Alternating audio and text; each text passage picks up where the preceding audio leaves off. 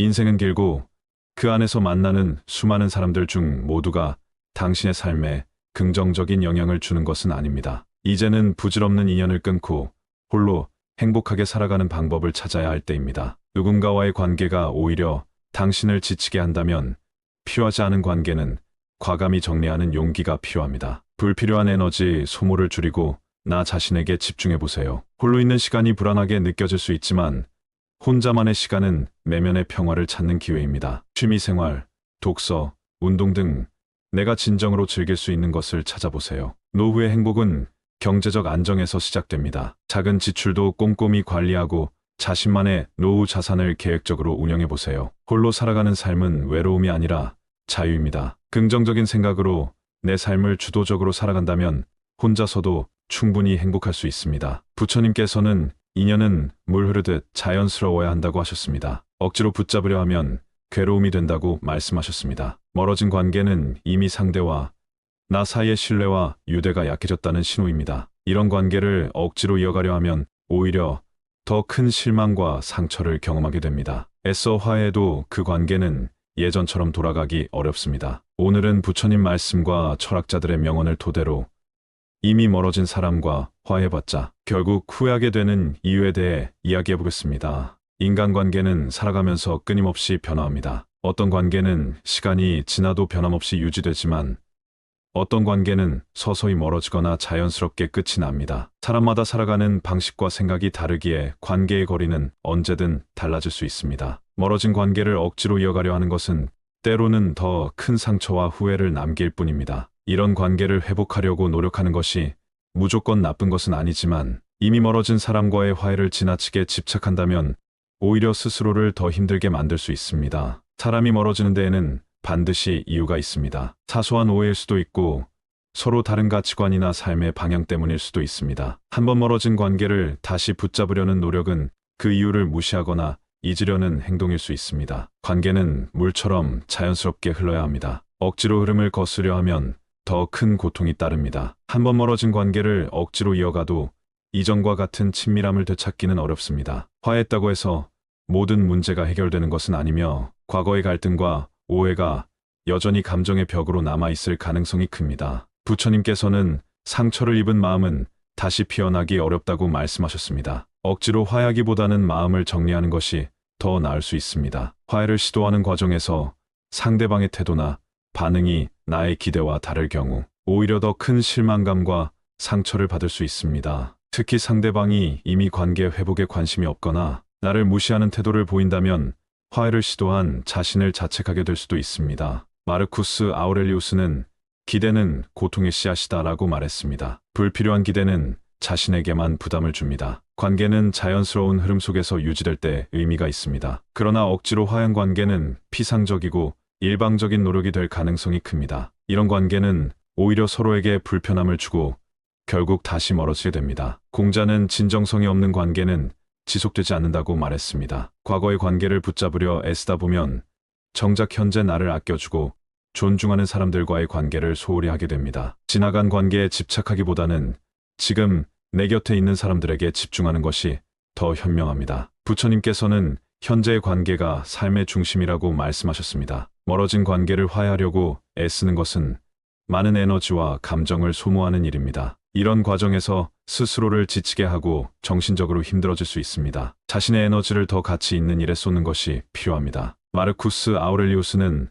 스스로를 지키는 것이 삶의 첫걸음이다라고 말했습니다. 주변 사람들로부터 화해를 권유받거나 강요받는 상황은 본인의 의지와 상관없이 큰 심리적 부담을 줄 수 있습니다. 화해는 타인의 권유가 아니라 본인의 선택에 따라 이루어져야만 진정한 의미가 있습니다. 공자는 타인의 뜻이 아닌 자신의 뜻을 따르라고 말했습니다. 모든 관계가 영원할 수는 없습니다. 사람들은 각자의 삶의 방향과 속도에 따라 서로의 길을 걷게 되며 자연스러운 이별도 인생의 일부입니다. 부처님께서는 집착을 내려놓으면 평화가 찾아온다고 말씀하셨습니다. 관계의 끝을 인정하는 태도가 필요합니다. 화해를 위해 자신의 자존심이나 감정을 지나치게 희생하는 것은 자신을 더 힘들게 만들 뿐입니다. 건강한 관계는 상호 존중과 이해를 바탕으로 이루어져야 하며 일방적인 희생으로 지속될 수 없습니다. 마르쿠스 아우렐리우스는 자신을 존중하지 않는 자는 타인의 존중도 얻지 못한다고 말했습니다. 멀어진 관계를 화해하려는 시도보다는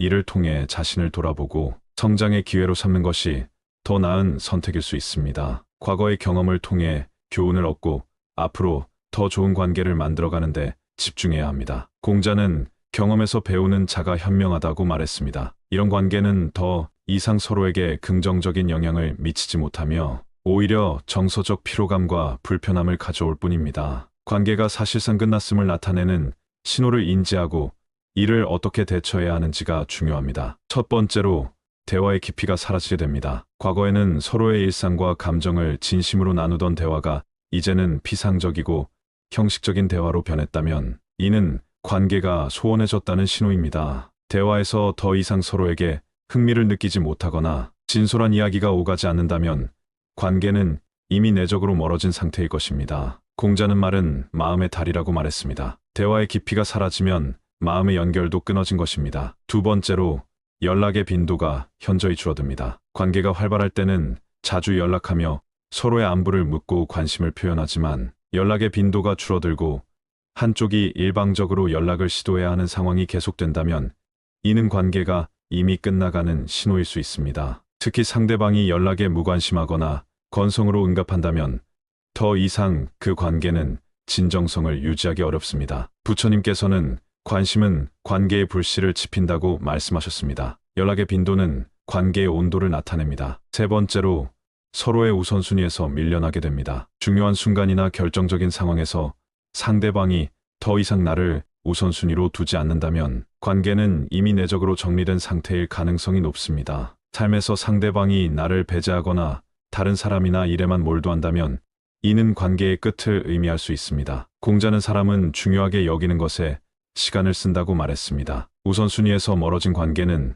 자연히 소멸하게 됩니다. 네 번째로 감정적 연결이 점점 사라지는 것을 느끼게 됩니다. 과거에는 상대방의 기쁨과 슬픔에 공감하고 함께 웃고 울던 관계가 이제는 무미건조하고 감정적 연결이 끊어진 것처럼 느껴진다면 이는 관계가 내적으로 끝났음을 나타냅니다. 상대방의 기분이나 상태에 대해 무관심하거나 서로에게 더 이상 기대하지 않는다면 관계는 이미 멀어진 상태입니다. 마르쿠스 아우렐리우스는 감정의 끈이 끊어진 관계는 껍데기뿐이라고 말했습니다. 다섯 번째로 갈등을 회피하거나 갈등조차 하지 않습니다. 관계에서 갈등은 성장의 기회가 될 수 있지만 갈등을 해결하려는 노력 없이 회피하거나 아예 갈등조차 일어나지 않는다면 이는 관계가 끝났음을 나타냅니다. 서로에 대한 기대와 관심이 없기 때문에 다투지 않는 것은 관계가 정서적으로 더 이상 유의미하지 않다는 신호입니다. 부처님께서는 갈등이 없는 관계는 무관심 속에서 사라진다고 말씀하셨습니다. 여섯 번째로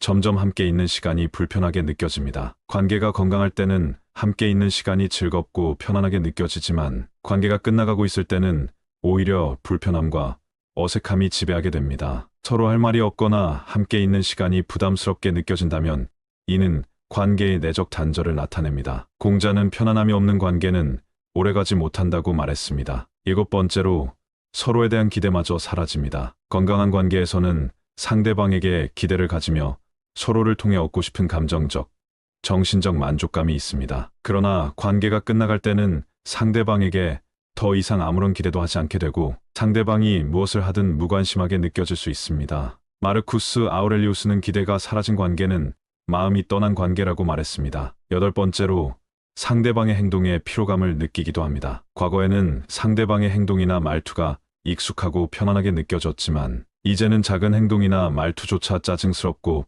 피로하게 느껴진다면 이는 관계가 이미 끝나가고 있다는 신호일 수 있습니다. 부처님께서는 편안함은 관계를 지속시키는 가장 큰 힘이라고 말씀하셨습니다. 아홉 번째로 추억만이 관계를 유지하는 유일한 끈이 됩니다. 현재의 순간이 아닌 과거에 좋았던 기억만이 관계를 붙잡는 이유가 된다면 이는 이미 관계가 끝나가는 신호입니다. 과거에 머물며 현재를 소홀히 여기는 관계는 결국 지속되기 어렵습니다. 공자는 현재를 잃은 관계는 미래를 가질 수 없다고 말했습니다. 열 번째로 점점 상대방이 나를 무시하거나 무관심한 태도를 보이게 됩니다. 상대방이 나의 말이나 행동에 무관심하거나 나를 하찮게 여기는 태도를 지속적으로 보인다면 이는 관계가 내적으로 정리되었음을 나타냅니다. 존중 없는 관계는 더 이상 의미를 유지할 수 없습니다. 마르쿠스 아우렐리우스는 무시는 관계의 끝을 알리는 신호라고 말했습니다. 이미 떠난 사람에 대해 생각하고 감정적으로 집착하는 것은 나 자신을 스스로 얽매는 일입니다. 떠난 사람은 더 이상 내 삶에 직접적인 영향을 주지 않으며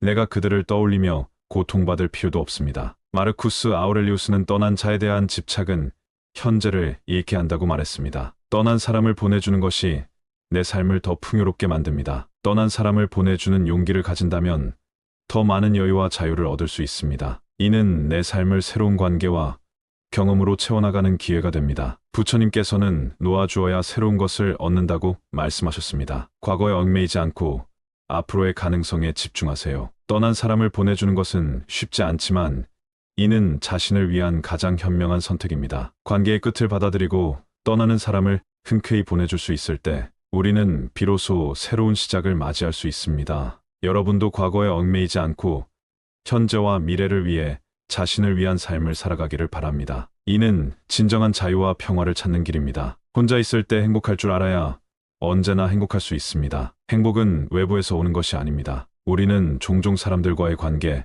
물질적인 성취, 혹은 외부 환경에서 행복을 찾으려 하지만 진정한 행복은 내면에서 시작됩니다. 특히 혼자 있을 때 자신의 내면에서 행복을 느낄 수 있는 사람은 어떤 상황에서도 흔들리지 않는 평온을 유지할 수 있습니다. 반면 혼자 있는 것을 두려워하거나 불편해하는 사람은 외부 조건이 불안할 때 쉽게 고독과 불안에 빠질 수 있습니다. 혼자 있을 때 행복할 줄 아는 능력을 기르는 것이 왜 중요한지, 그리고 이를 통해 얻을 수 있는 삶의 지혜에 대해 이야기해 보겠습니다. 첫째, 혼자 있을 때 자신과의 대화를 즐길 수 있습니다. 혼자 있는 시간은 내면의 목소리를 듣는 시간입니다. 외부의 소음과 방해 없이 자신에게 집중할 수 있는 이 시간은 내면의 깊이를 키우고 스스로를 더 잘 이해하는 기회가 됩니다. 공자는 자신을 알지 못하면 세상을 이해할 수 없다고 말했습니다. 혼자 있는 시간은 나를 알아가는 소중한 과정입니다. 둘째, 내면의 평화를 찾을 수 있습니다. 혼자 있을 때 행복을 느낄 줄 아는 사람은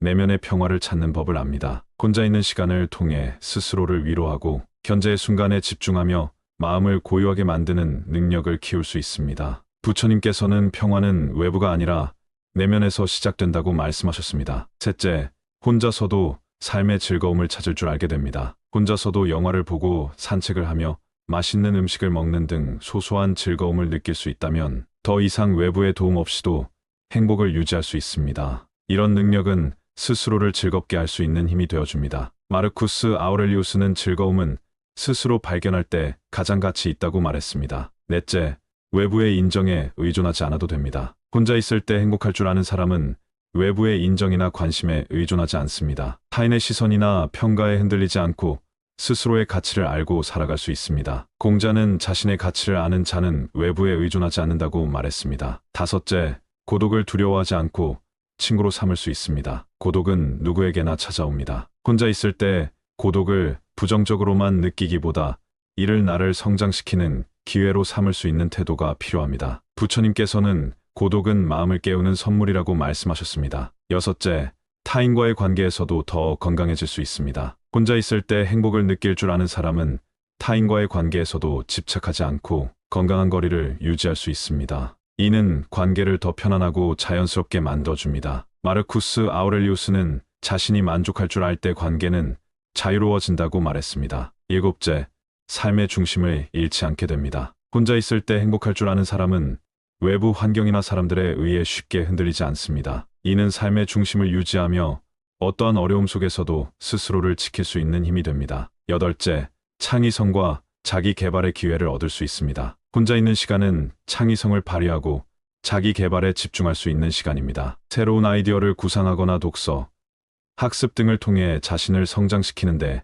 이 시간을 활용할 수 있습니다. 아홉째, 현재의 순간을 즐길 줄 알게 됩니다. 혼자 있을 때 행복할 줄 아는 사람은 과거나 미래에 집착하지 않고 현재의 순간에 집중할 수 있습니다. 이는 진정한 행복을 느끼는 중요한 열쇠입니다. 열째, 삶의 단순함을 받아들일 수 있습니다. 혼자 있을 때 복잡한 인간관계나 사회적 의무에서 벗어나 단순한 삶의 아름다움을 느낄 수 있습니다. 이런 단순함은 오히려 삶의 본질을 더 잘 이해하게 만듭니다. 부질없는 인연을 끊고 오롯이 나를 위한 삶을 살아가세요. 홀로 있는 시간이 결코 외로움이 아닌 나 자신과 함께하는 소중한 시간임을 깨닫게 될 것입니다. 지금부터 당신만의 행복을 찾아보세요. 오늘도 리치멘탈과 함께 마음의 불을 채워가세요. 구독과 좋아요는 큰 힘이 됩니다. 감사합니다.